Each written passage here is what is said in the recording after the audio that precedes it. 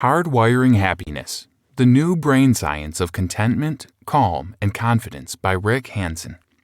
As humans, we're drawn to negative information. We like to hear bad news.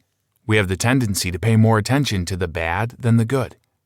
Scientists have discovered that a structure of the brain determines whether we focus on the happy or unhappy thoughts.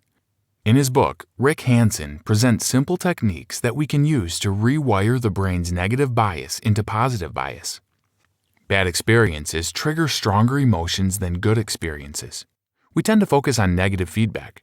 For example, when a friend gives us constructive criticism, we tend to focus on the negative part of that criticism. In fact, in 2001, Roy Baumeister, a psychologist, conducted a study where he determined that people paid more attention to non-happy faces than happy faces. The amygdala of the brain affects our tendency to focus on sad or happy thoughts. It stimulates the nucleus accumbens that leads us to complete our goals. People with happy amygdala are optimistic. However, the majority of people have sad amygdalas. They tend to have fear-based thoughts that release cortisol and adrenaline in the blood. This makes them overly anxious. Our brain is constantly changing with each experience that we have. A terrible childhood can contribute to a sad amygdala. However, there are techniques that we can use to learn to be happy. For example, psychologists have their clients imagine that they are surrounded by a loving family and that they are part of a positive environment. Such exercises reinforce positive thinking. During prehistoric times, humans were in constant danger. The panicked response helped them survive. Today, we keep paying attention to negative things and are stressed out about our jobs, politics, relationships, etc. Our tendency to focus on negative information is called negative bias. When this occurs, our nervous system becomes alerted. We go into flight or fight mode. Stress hormones like adrenaline and cortisol are released into the blood. We become anxious and on edge. We start shouting at the people around us. Some people find it calming to go on a walk when that happens. That decreases the heart rate, blood pressure, and stress. There are some techniques that you can use to be positive. In the morning, breathe some fresh air. Focus on the positive in the morning and set that frame of mind for the rest of the day. At the end of the day, think about the positives of that day. Write some notes and add that to a box. At the end of the year, review that box. Rewire your brain's negative bias into positive bias. Try to savor the good moments.